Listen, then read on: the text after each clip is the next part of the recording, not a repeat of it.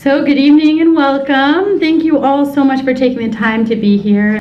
Thank you again also to the School of Law, CUNY School of Law and CCR, and especially to the Right to Movement runners who are here in the room.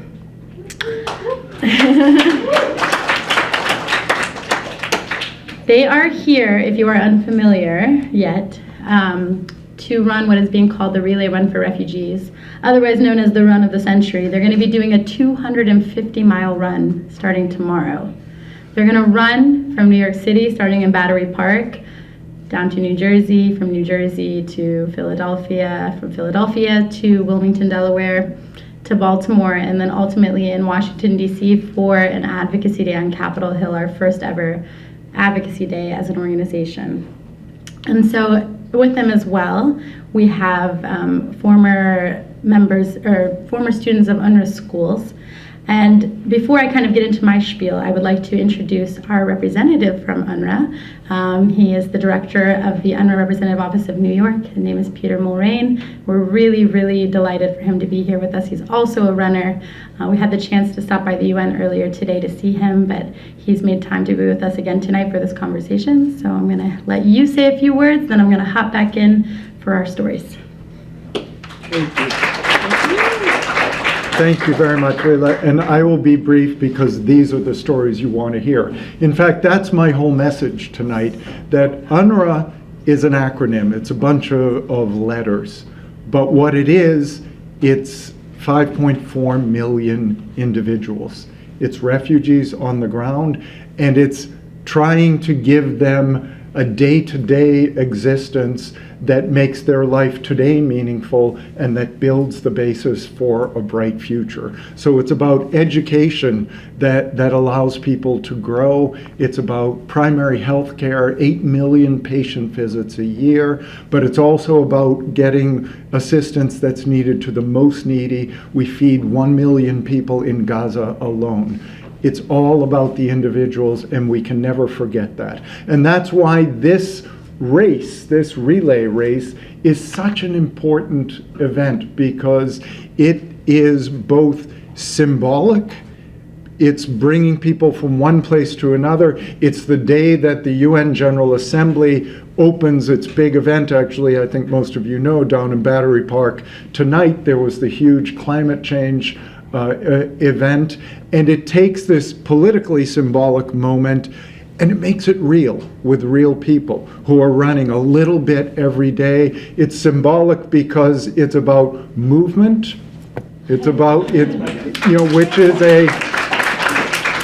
is such an important day-to-day issue. Again, bring it down to the level of the individual and the challenges that they face every day. Movement is a huge challenge. So it is about also not these people running, but it's these people talking. It's the stops at every point between here and Washington and allowing others to hear what their lives are like, what their aspirations are, and what the future should look for. It's a great opportunity for UNRWA USA to do this advocacy day, and it's a brilliant idea, not just to be in New York and in Washington, which are the obvious spots, but at different places along the way where people who don't normally come into contact with these sorts of issues can hear about what it is. So I am just very happy to be with you all. I'm delighted that the run begins tomorrow, and I'm going to shut up because these are the people you need to hear from. So thank you all very much for being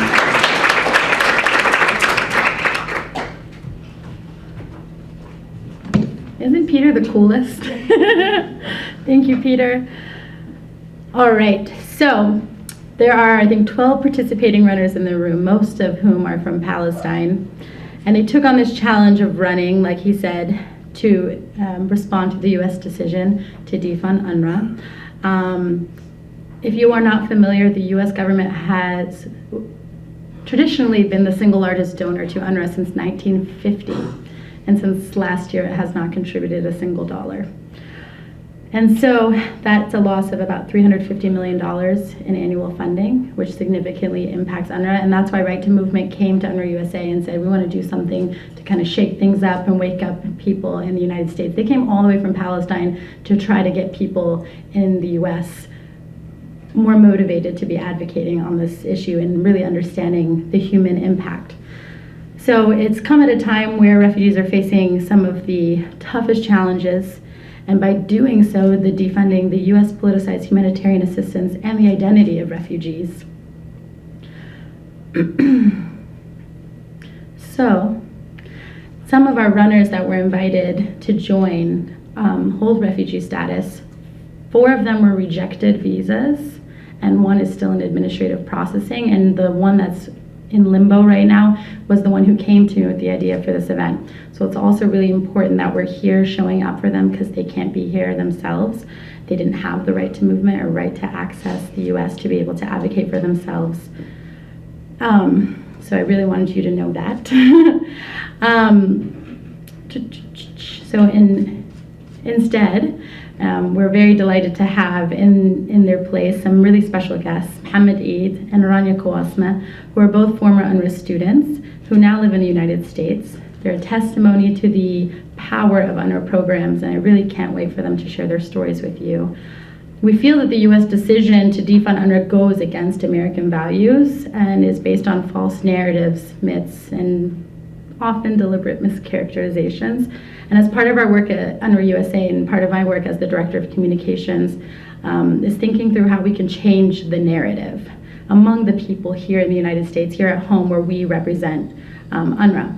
So to change the narrative around what it means to be a refugee, in doing so, we hope to win the hearts and minds of more Americans in support of our aim, which is bettering the lives of Palestine refugees through UNRWA programs.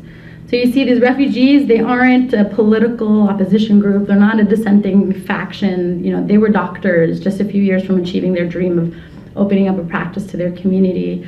Mothers just a few days from sending their kids to school, couples a few days from their wedding day, and then they become refugees, right? Thrust into that. What's also thrust upon them, their dreams are interrupted, and they're just like you and I. We're dreamers, but they're displaced, and the trauma has now spanned generations. And the depiction of refugees, especially Palestine refugees, as somehow deserving of their current state or lack thereof, couldn't be further from the proud individuals we encounter daily through UNRWA. Striving to hold on to their dignity, dreams, ultimately their humanity. They sing, they smile, they tell stories, they continue to encourage their children to dream despite the obstacles, to continue to plan weddings and pursue careers, and to just be who they want to be. But with restricted movement, limited access to shelter, food opportunities, and the unfortunate dependence on the goodwill of strangers and politicians in faraway lands like ours, it's very challenging. So we planned again for this night to be something that represents refugees. The runners have come and brought this platform for our special guests to speak, and we're so fortunate to have them here for you to listen to their stories and think about how their stories counter the harmful narratives. We often hear about refugees and reimagine what is possible for them if we came together in solidarity and created more space for them to speak about themselves. We must be cognizant of these narratives and the ways in which the mission that we are all working toward is being undermined due to them.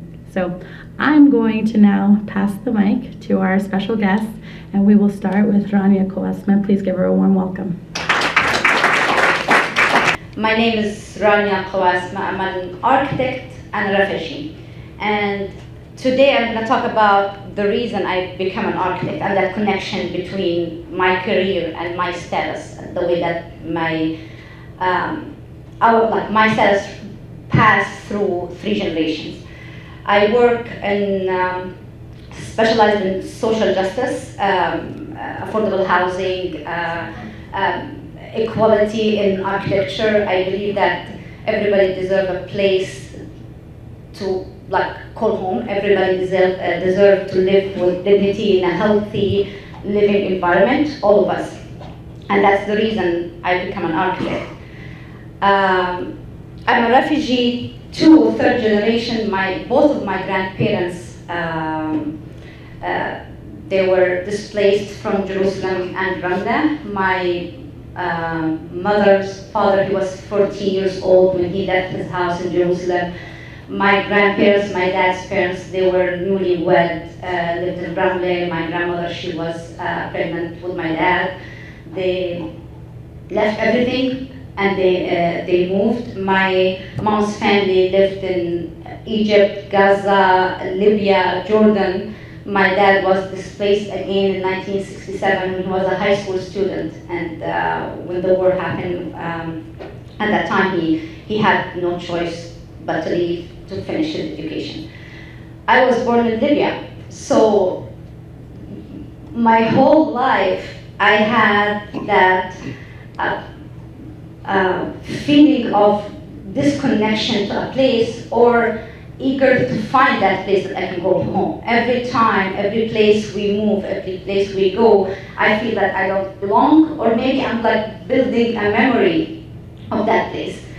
I always, when I start talking about my story, put in this picture. This is me and my mom in Benghazi, Libya. I have no memory of this picture. This picture was sent to us from a great uncle who lived in Canada, because we sent him that picture when we lived there. And when we left Libya, we couldn't come back. So everything, we went, my family went on vacation, and then they were not allowed to come back. So we left everything there. I have this picture, and this is part of me. This is part of my memory. I maybe who I am, but I don't really remember anything about that place. After we moved from Libya, we lived in Jordan. And when I was like a young in elementary school, my parents, they were still like trying to figure their way out in Jordan. They have 3 kids. And my aunt at that time, she was a teacher at Al-Fawar refugee camp, southern Hebron. She came to visit, and she somehow convinced my parents to send me with her for a year. And they were excited, like for them, first thing, like they have a big load and 4 kids and twin. And then the other thing, they wanted me actually to connect with my family. They wanted me to have a community. So I moved with my grandparents, and I lived between both my mom's parents and my dad's.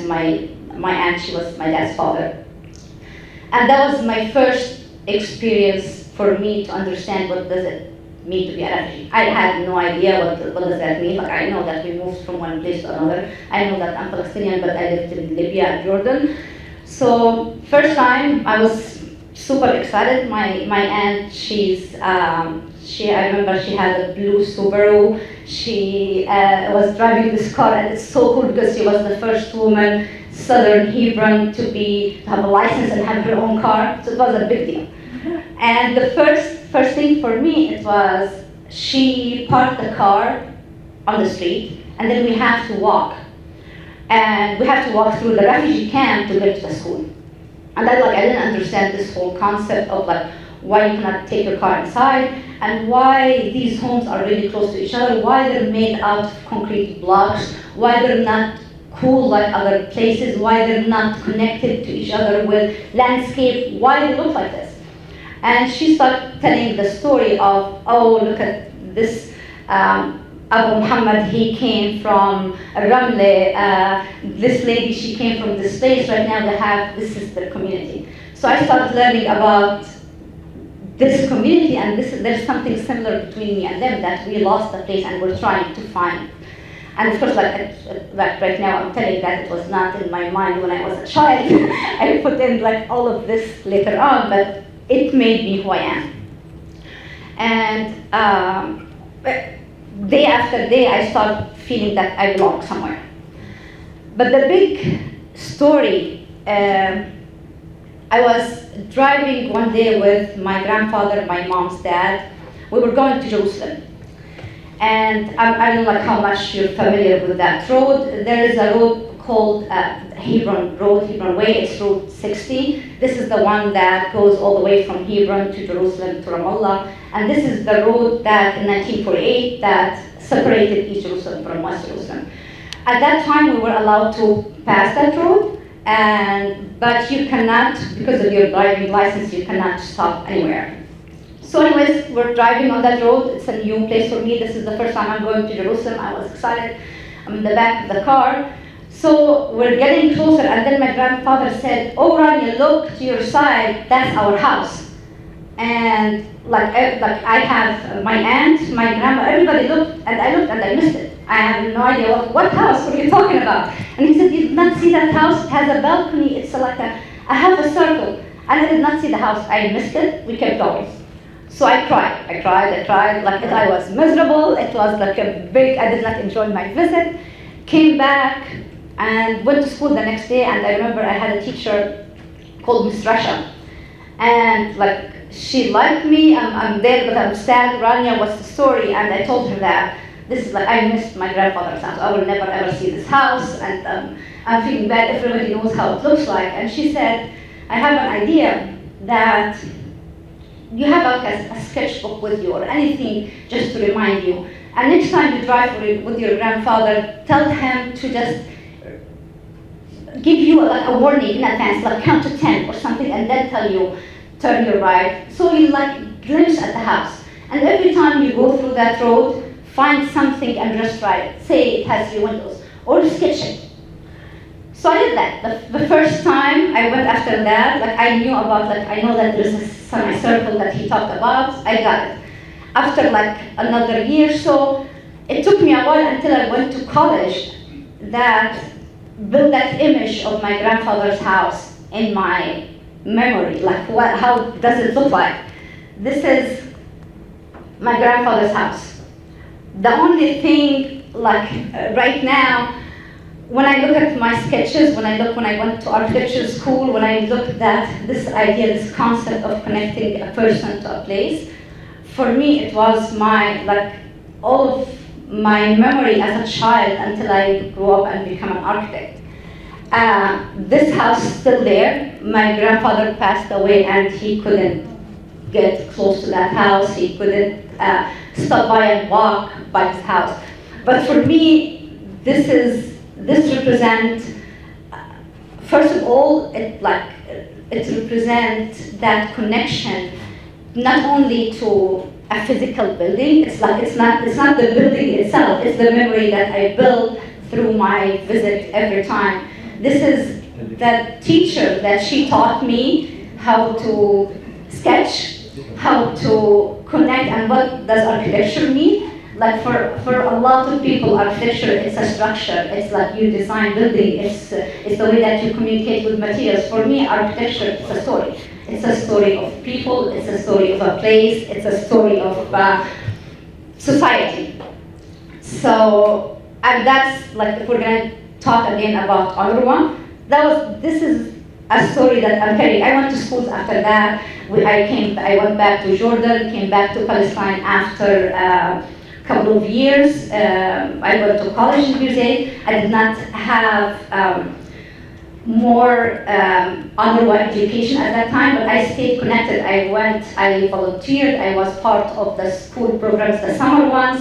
I was connected with the organization all these years because I know that the impact that year that I was there, that Miss Russia, that I still remember her. I don't remember all of my teachers when I was in elementary school, but I do remember her because she is the one who made me an architect. Like she's the one who put that stone, the first one, and I took it from there. So, like I can go on stories and stories and stories about the impact of the teachers there, the impact of the community. Like for me, UNRWA, it was a family. Like when I went to the Fawar refugee camp and spent there a year, the people that I met every day, that grocery store, the people in the street, everybody shares a story. And what provided them with that unity, it was the support of UNRWA. If UNRWA wasn't there, it would be really hard to keep everybody together. It's not with all the pressure, with everything that you have around you. So it was a family. Yeah, that's me. That's part of my story. It's one of them. I wanted really to focus actually on the education part of it and why I become who I am, and like why right now I'm like working on social justice in architecture itself. It was because of that one incident and one teacher. So thank you. So let's start. So I put that photo as a background because that photo represents the crater. We call it the crater back in Gaza Strip, and it's exactly where the bomb is being dropped. And I will get back to this photo again. And there was a house in that crater before, in the spot of that crater. So just to give you a brief geographical description of the place, Gaza Strip is in Palestine in general. You can see it's over there. It's a very small, Palestine, Israel is a very small area.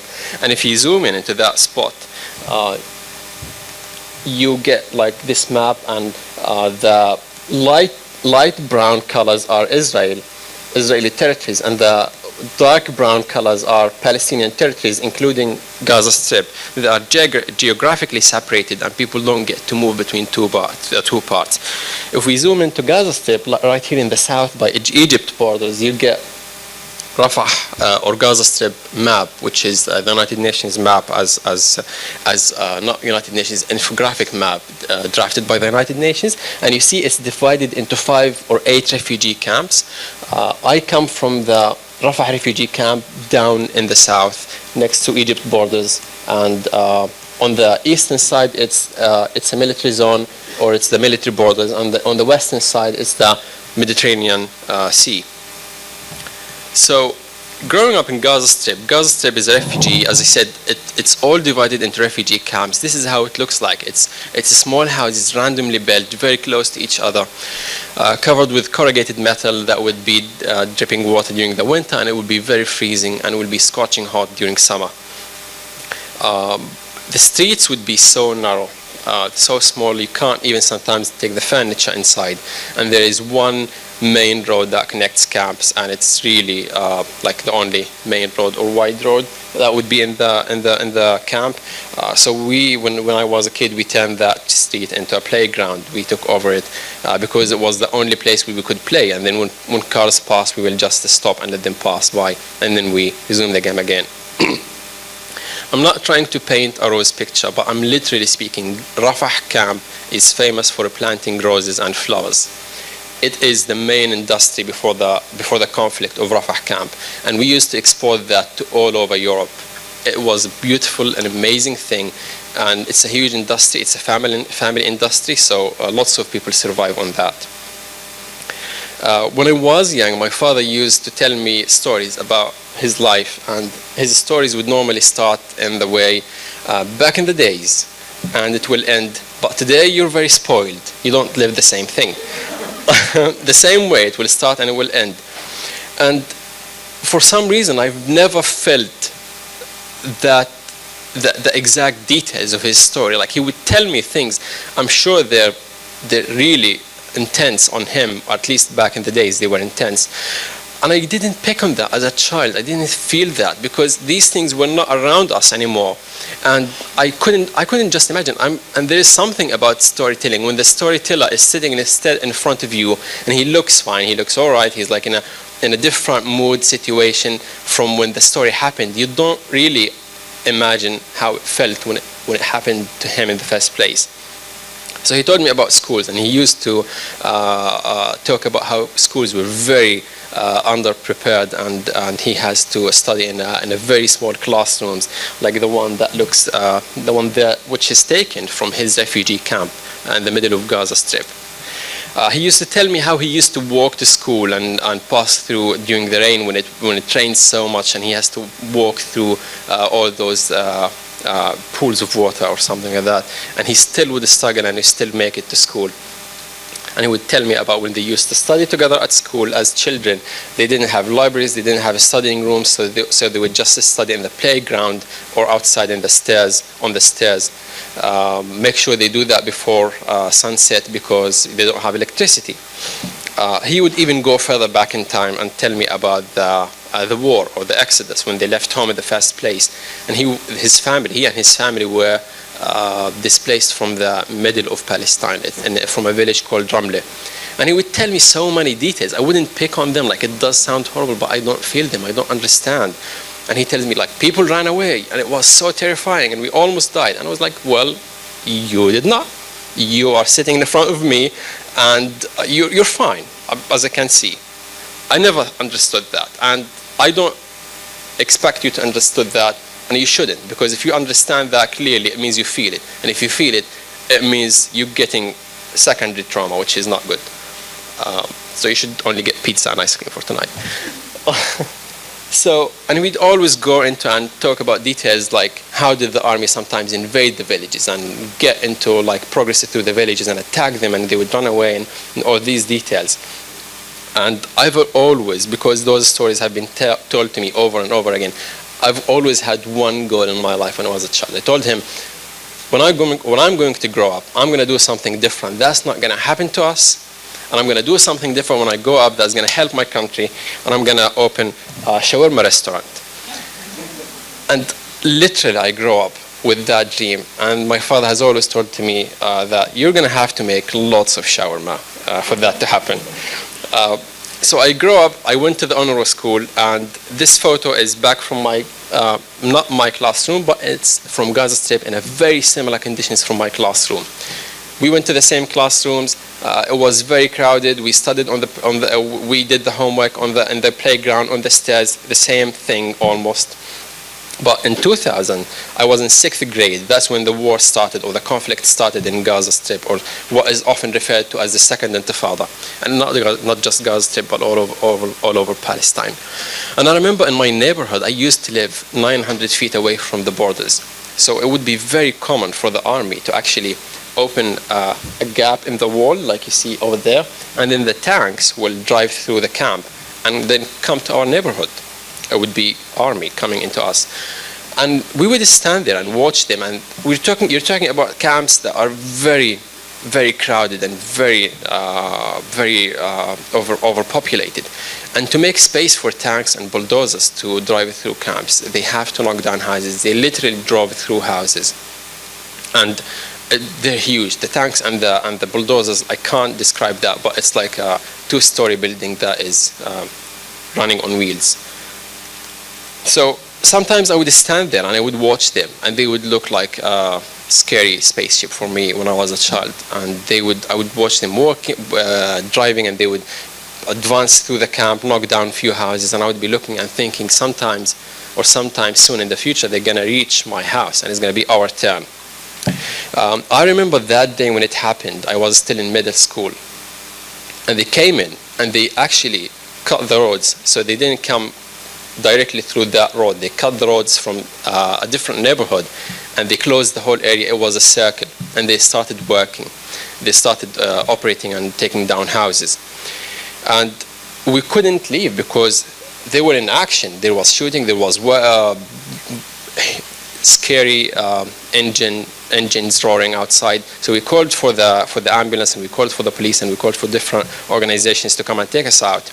And I remember that day a guy came in, which is not the exact photo like this, but it's very precise because this one is also taken from Rafah camp.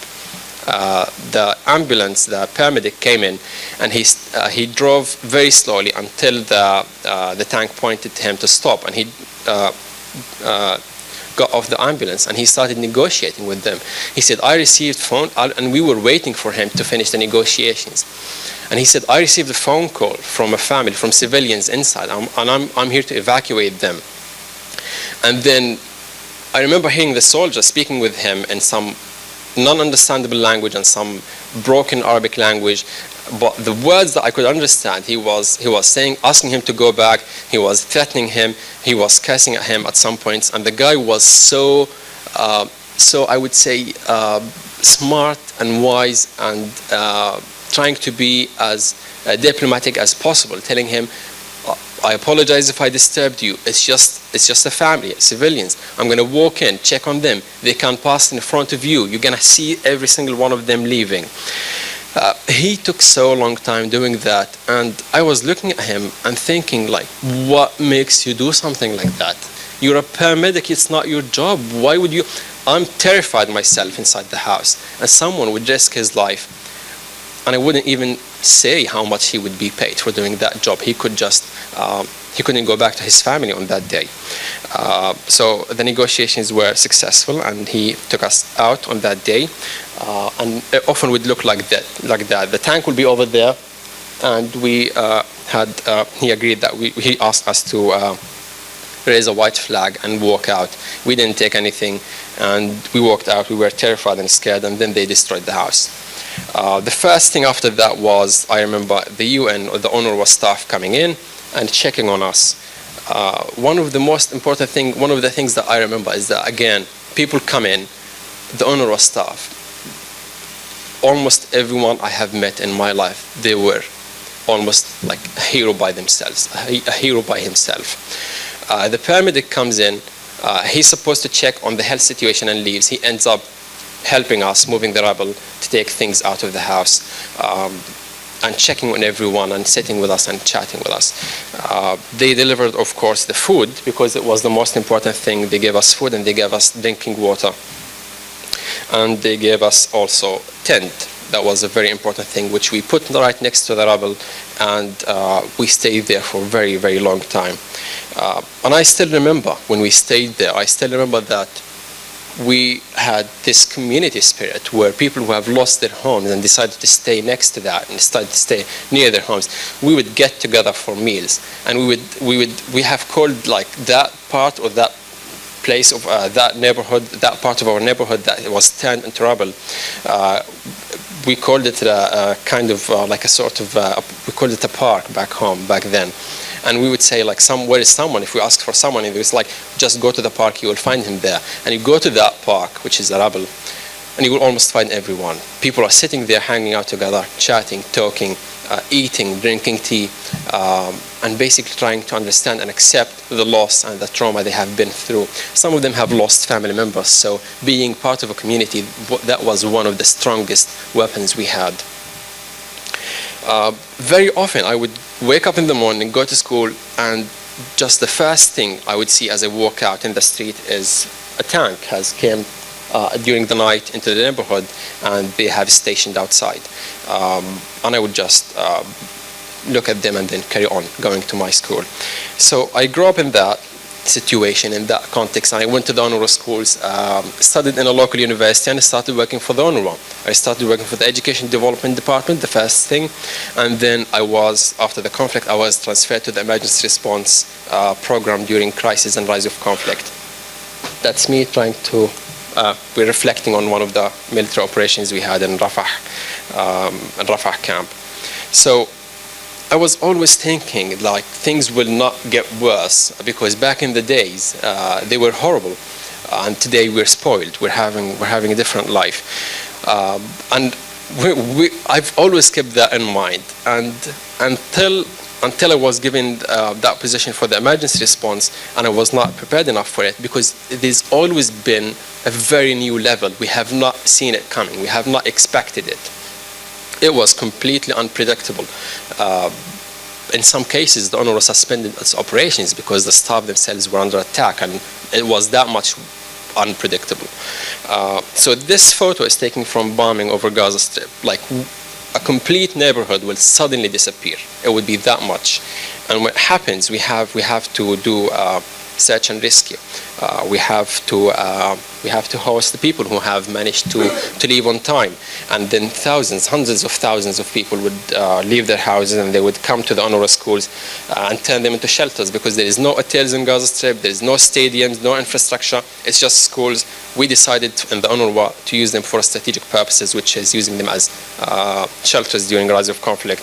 So we opened them for the people, or the people actually just seek resort in them. So in that time, and I was doing the same job that I've grown up seeing people doing to us.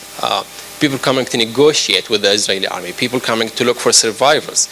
And I would be thinking of those people. I have no idea who they are when I was a kid. And I would be like, thinking I would never be as good as they are. Those people were so working out of their heart, of their passion, and I'll never be as good as they are. So our job was so sometimes so frustrating because at this time most of the attacks or the operations would be bombing, so it was a little bit messy looking for survivors. Thinking all the time that it can't get worse.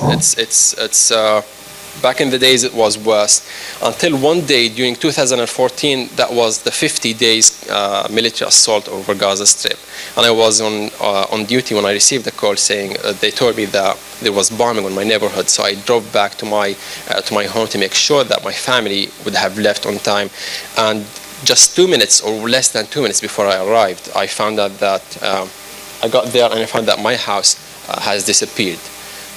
I drove in, and then I looked and I found that crater, and I couldn't even identify the neighborhood. The kind of like the landscape has changed in a way that you don't understand anything because you relate things to each other. Luckily, my family has survived, and that was the best part of it. But it was very intense and very traumatizing because that was the second time. The first time was I lost the house in Operation Rainbow. That's what it's called. It's not very inspiring as it sounds. And the second one, it was called even more horrible name, like Cast Lid or something like that. They stopped using nice names anymore. So it was very, very intense. It was very frustrating because you lose everything. You start from scratch. You have no memories. You have no place. You have no safety. And that kinds of like give you a very legit reason to give up. What can I do about this? Why would I even carry on doing what I'm doing? So again, what gave me the strength and gave me the power back then was two things. Was the community that we have always stuck together and stayed by each other, and second was the help that the UNRWA has offered us. And by help, I'm saying for people who lose their houses or they go through those traumatic situations, they will be offered free health education. They will be offered relief and social services, which is food. Otherwise, they will starve in the streets. They will be offered temporary housing. And then they have rehousing scheme or program that takes longer time.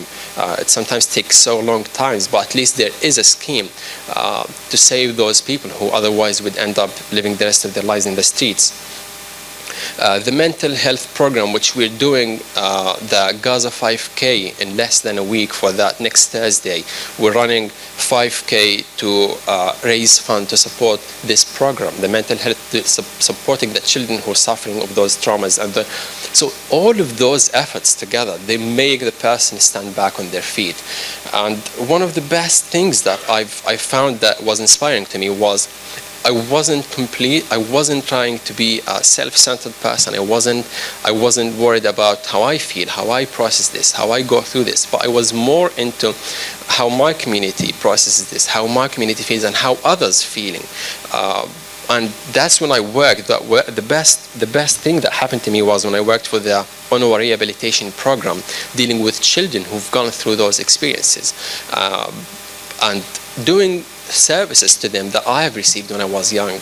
And it was kind of like me repaying back to my society and to the community and to refugees, and me being a refugee myself. I'm no different from them. And it was amazing. It was amazing to work on schools because the UNRWA has placed clinics on schools. That's how we reach the children very directly and on a daily basis. It was amazing that we would go to school, and then the general commissioner of the agency would come himself at the beginning of the year to shake hands with the students, congratulate them, go around schools, different schools, to congratulate them for the beginning of the school year. The UNRWA is amazing. You would think that you have lost everything in your life. Your house has evaporated, literally. Like we have no idea where the rubble has turned into dust. And then you think like there is nothing that could happen that would change your destiny. You're just a helpless person. And then the UNRWA comes up with a scheme, breaking the world record for flying kites. And then we take all the kids, all the children in Gaza Strip, take them to the beach, to the coast, and then for months we train them how to design kites, and then we take them into the summer camps, and then they have activators, and then they make their own kites, and then we take them to the beaches and they play for the whole day, and we feed them and they have fun, and then we get the international team to come in and record that. And then they fly the kites, they start it, and we record it, and it's reported by all the global media. The Gazan children have broken the world Guinness record for the most number of flying kites. And then the next year we don't stop. We break another record, bouncing balls. And again, you can't imagine how amazing is the energy, how amazing is the feeling that you're part of something that is global. All the media are reporting on that, and a team comes from Guinness record to report on that and record that. It's just amazing. And that photo you see it says, "It's a gift. It's funded by the people of the United States." I'm thankful for that and proud of that. Australia, Finland, and the European Union, the people of the United States has funded such projects and such programs that benefited Gaza children. This photo is very recent, it was taken last year. This is how classrooms look in Gaza Strip. This is how children enjoy education, enjoy mental health care on schools, on classrooms. They enjoy all the services that UNRWA provides them. And if that says something to me, it is that back in the days it was worse, and hopefully we'll keep pushing so that it doesn't get worse, and we save this agency and we keep funding this agency and supporting those children. And part of that because you're contributing to that by your attendance and by your support. Thank you very much.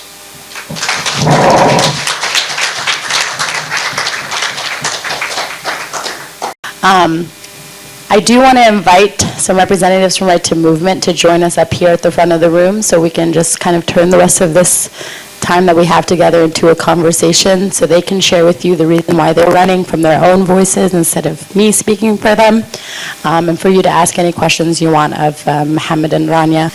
I'm curious if you can talk about, since the U.S. budget cuts, or complete cuts last year to UNRWA, can you talk about what the impact has been and what you're hearing from people in camps in Gaza, in the West Bank, in other parts of the Middle East where UNRWA is supporting children and other services?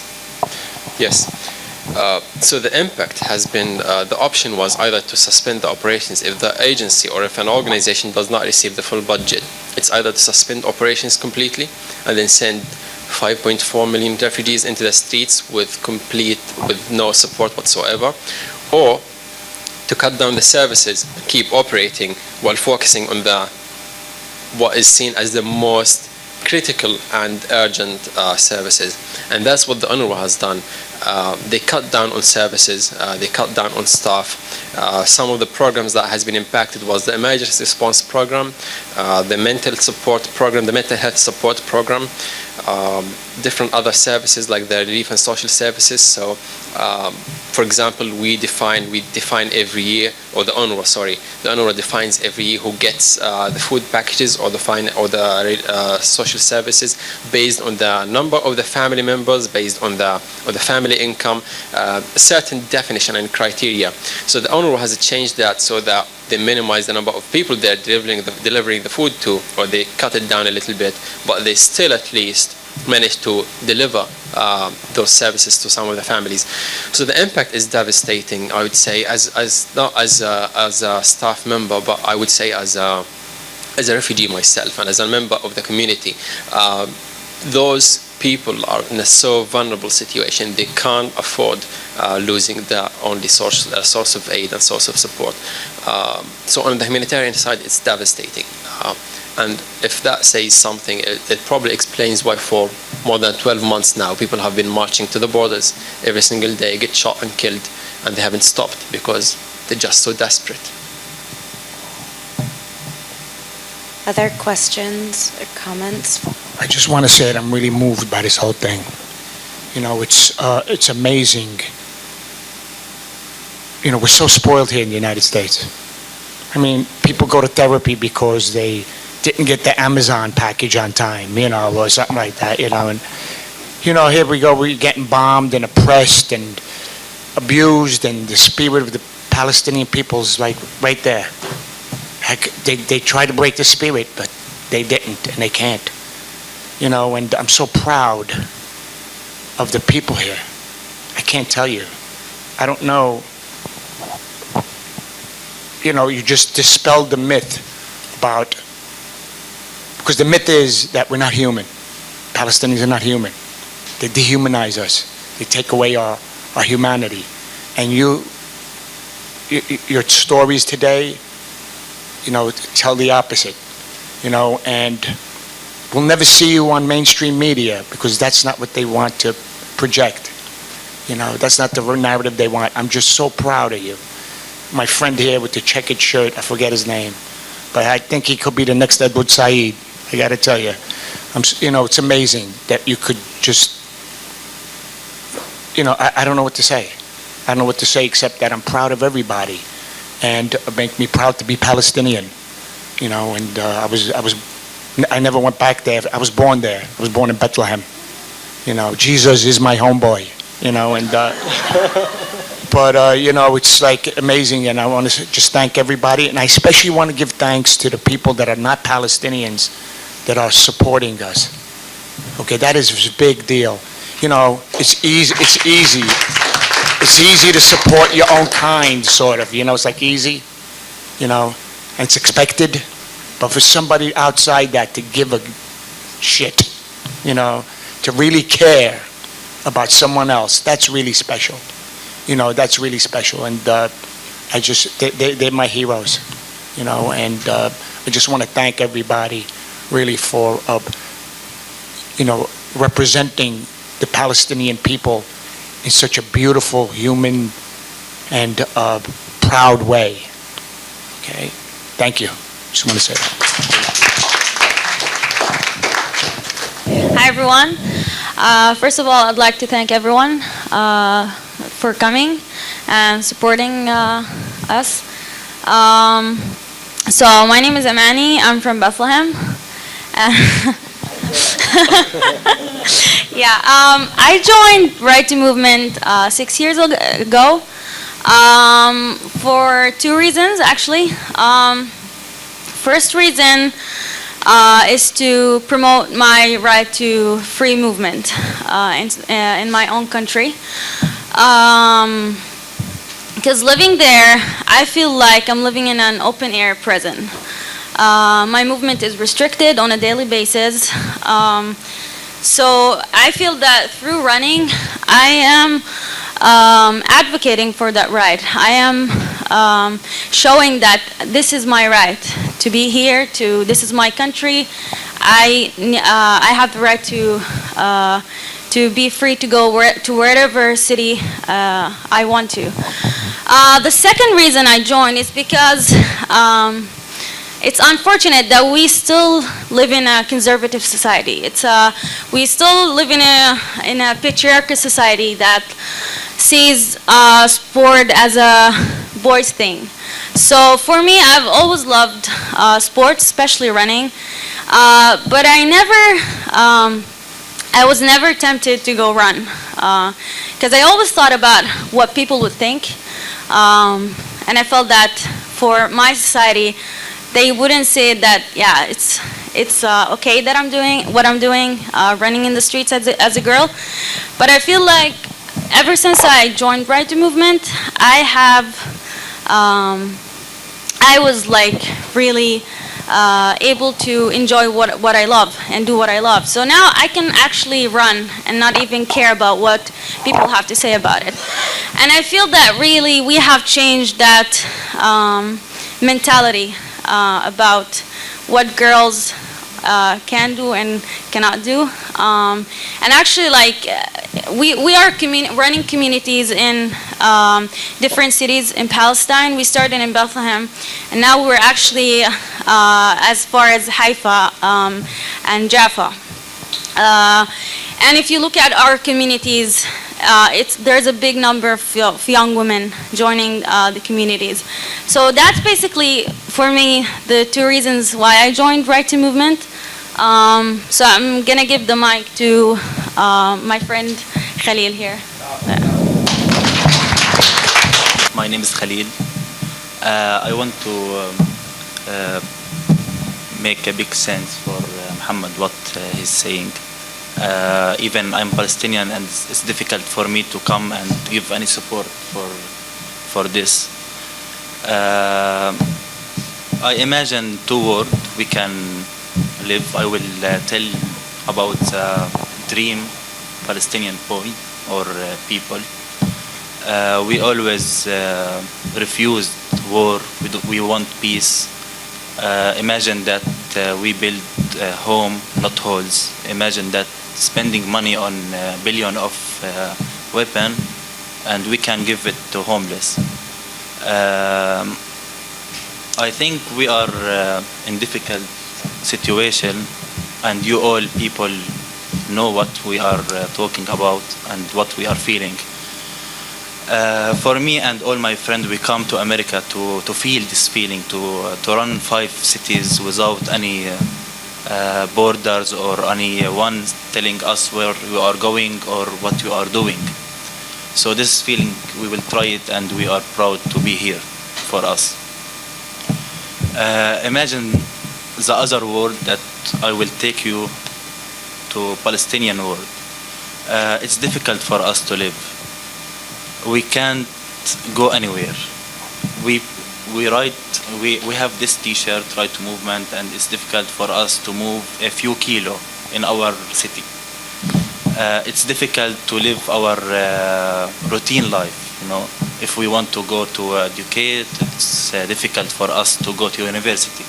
If you want to anything danger happen to us, we want to go to hospital, also it's difficult to go, and that's also pain for us. My father tell me don't speak aloud when you go to America, because he say be careful. But for me, I don't want to sit here and just listen.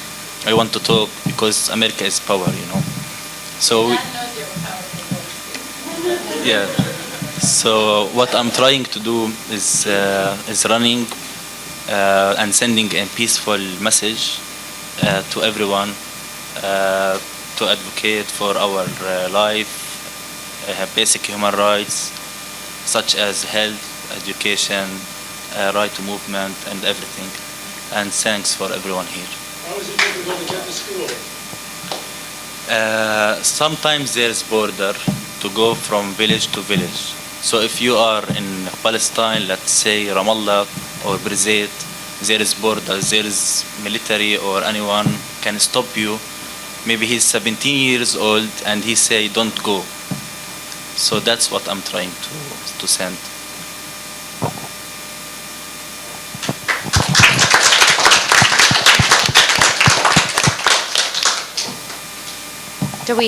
Is there If somebody you have else? any other question, I'm ready. Please ask. Yeah, maybe we take 2 or 3 questions at once, and then we'll. I'm gonna work my way. Thank you all again. It's been, really inspiring to hear from all of you. But I just wonder, in particular, when you run, do you have any stories about, having difficulty finding a path long enough, or actual physical barriers to your movement? And I'm just curious how you run too, and find distances long enough, and kind of how the situation plays into that. I will tell you that when you run, it's difficult, of course, because all your body, your muscle will change every time. But for us, we will run 500 kilo and we will forget everything. We will forget the pain, because we are sending a good message for us.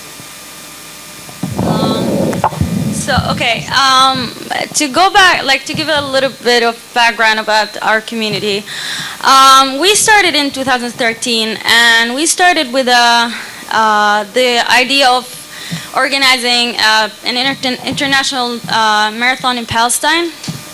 So there were 2 women from Denmark who came and worked with the guy who was who still doesn't have a visa, to figure out how the route for the marathon, because in Bethlehem it's surrounded by the wall, and we don't have much land left. So it ended up, so to do the 42 kilometers, we have to do the half marathon twice. So it was really hard, and the fact that it's a hilly city, but I mean, I think we did the impossible possible, and the marathon was really successful, and thousands of people came from outside and participated. For me, I always think about it to do the full marathon in Palestine, and I'm like, maybe next year or the year after, because it's really hard to think about getting to the finish line and having to think about going back all the way and coming back again to the finish line again. It's really, I don't know, whenever I think about it, I feel like, I don't think I can do that. But yeah, that's the kind of barriers we face. Israel has taken so much land, but we have managed as Right to Movement to fight and beat that. And that's from the marathon. We grew up into communities. We started in Bethlehem, as I mentioned, and we went on to communities in all of Palestine now. So yeah, I think that's the biggest barrier, is not having space. Yeah. To continue about running in Palestine is really difficult. It's all hills, and when you run, it's maybe you are in danger. Maybe some people don't respect that you are running, So that's not, I'm not saying anything, but that's good for us. It makes you strong. Even you go run in marathon, it's also good, So when you come to any country like here, you will see it flat, it's easy. So this our life, it's not, our life is like a marathon. Our life really is like this, So we are strong because our life. Even if we are running or even we are living. 15 kilometers to 20 kilometers south of Bethlehem, and I am living in Ramallah. But in 1976, I will never forget this story.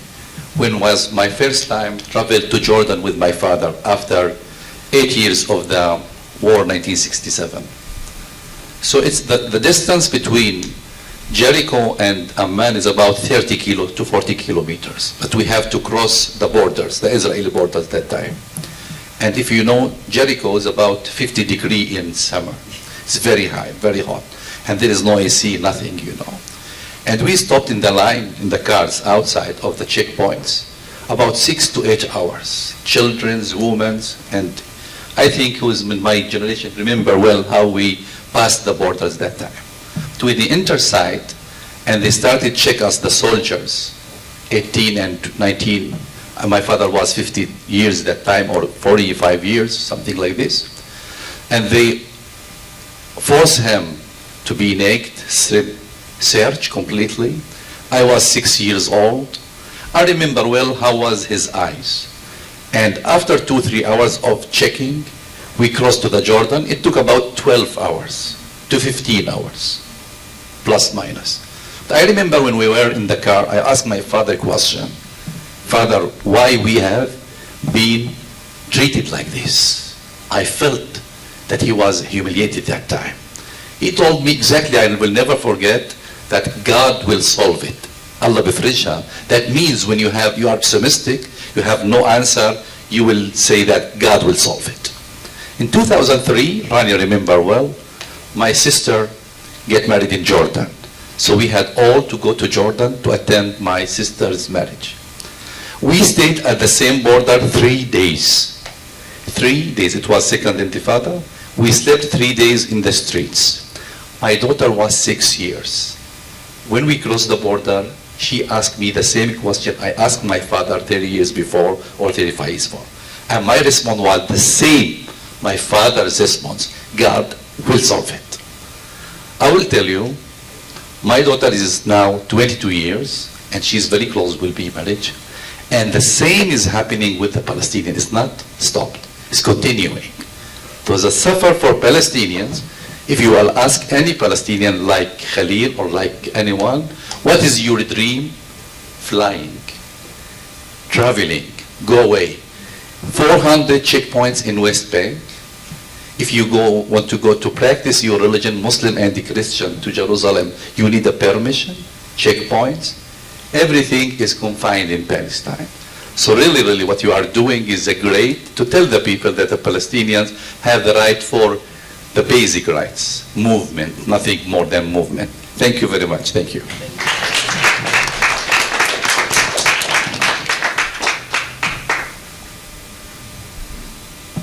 Anybody want to contribute anything before we close our evening?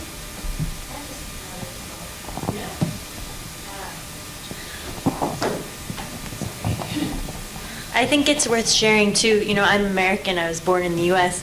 But when I go as an American, because of my name and my background, I'm still detained for 5 hours. I'm still humiliated, and I'm an American.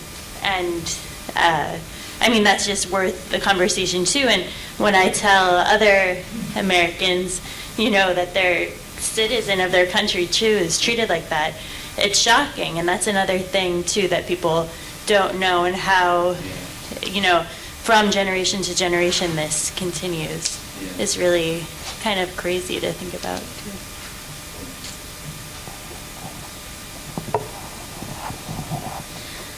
Thank you so much for bringing your story to New York and in America. I'm actually from this neighborhood. I live 2 blocks from here. All my life I have been living here since I left Bangladesh. I'm not a Palestinian, I'm a Bengali. But I got to know about the struggle in Palestine and UNRWA from my college education in New York University during one of the courses for Islam and the West, and the instructor gave us some materials that dealt with this Palestinian lives, and especially the refugee camps and how this was operated. Since then, actually, I feel very fascinated about Palestinian causes, even though I don't live there, but trust me, my heart, part of my heart belongs in Palestine and with the people who are suffering there. All my life, actually, I always care about the underprivileged and the underserved population. And I'm also a candidate for New York State Assembly District 36. This is also part of that district. And the reason I'm running is also close to that cause, that our people, even though we don't live in Palestine, we live in Long Island City here also, we have the similar problem from the profit makers and the developers, that they are actually threatening the existence of our population under low income and middle income people. So always I care for them and care for people, all the people, and I'm not running with you, but I am sending my heart with you. My heart will be running with you all the way to DC. I wish you good luck. Thank you for studying here. I'm feeling very happy that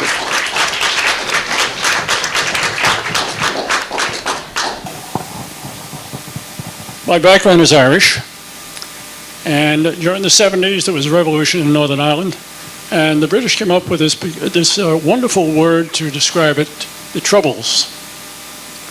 Now, I never heard of any war going on that was called the Troubles, any more than I heard of a soldier being captured and being told by my media that he was kidnapped. That happened in the West Bank or Gaza. So in the 70s, we started doing, one guy put an enormous amount of money, mortgaged his house, and bought some equipment. So we did video, and we had very little outlet then. It was 3/4-inch tape. It took 3 people to carry the equipment anywhere, and very, very expensive to buy the batteries or the tapes and so on. So they came up with this so-called peace agreement, which if you see any real information about what's going on now, there's no peace right now, and there has not been peace because the people in power, put there by the Brits, the occupying power, made sure that the people that were revolting didn't really get any kind of freedom politically, or in their daily lives. So right now, homes are being broken into. They still have in Northern Ireland a juryless court, which didn't have as great a record as on the West Bank. Their conviction rate was only about 99%, based mostly on forced confessions, which could not be retracted. So when that phony agreement of peace came up, which is now being broken apart by the Brits themselves, because they're entangled in Northern Ireland, because of its proximity to the South, through which both groups have been allowed to do some kind of cross-border free trade and free exit and entrance. That's being broken up now by Brexit, brought on by the Brits themselves. They can't twist themselves out of this one. So now with the Palestinian situation, it's so similar. Occupied territory for a long period of time, one group having no rights. I feel obliged to work with a peace group in Brooklyn for Peace. They've been in operation for about 35 years. Their main purpose was to avoid wars, nuclear wars especially, economic justice, and they even have one committee that I joined, Israel-Palestine. So I was familiar with video, and I've got a lot of videos from the universities around here of speakers, many of them Jewish groups, that are supporting the Palestinian situation. They don't have the money, but they do have the right on their side, and a lot of people in the country actually are beginning to understand what the situation is. Not that they can do much about it or really care, because they have so much else on their mind. We just killed 50 people in Afghanistan with our drones. Nobody's excited. Nobody's praying for them. And we're not talking about pulling our troops out. We can't get them out. We can't get them out of Iraq. And we've been in Korea since 1953. So the interference in those countries is greater than the obvious interference in Palestine. But it's all one big thing. The abuse in the border, the checkpoints. We had Abu Ghraib stripping people. These were our men, our great soldiers, stripping people and mocking them, burning their holy books. And none of our leaders go to jail. Same in Northern Ireland. They're trying to put people in jail that have shot people down in Northern Ireland, wearing their paratrooper uniforms. They get nowhere in the courts. All right, so that's one reason why I'm here, and I really appreciate the courage that the people in Palestine have, young and old. Thank you. Thank you, Ed. Thank you to all of you who made the time to come here on a Friday night. It means so much that you would make time to be here with us, to listen to the stories, to honor our runners, to honor our former UNRWA students here today. I hope you will remember their stories. I hope they will impact you and will compel you to act, whether that's through donating, through advocacy, through spreading the word. I think a lot of the times, like we said in the earlier part of the conversation, people have a misunderstanding of who people are. And you come to learn about it in different ways, whether it's in the classroom or coming to an event like this or through the intersectionality that you see with other causes. So let's come together, let's continue to bring people into this, to share the stories, make space for these stories. If you want to host Mohammed or Rania or Right to Movement, I encourage you to do it in whatever ways that you can. So I am going to close the night. I want to thank those of you who made generous donations this evening.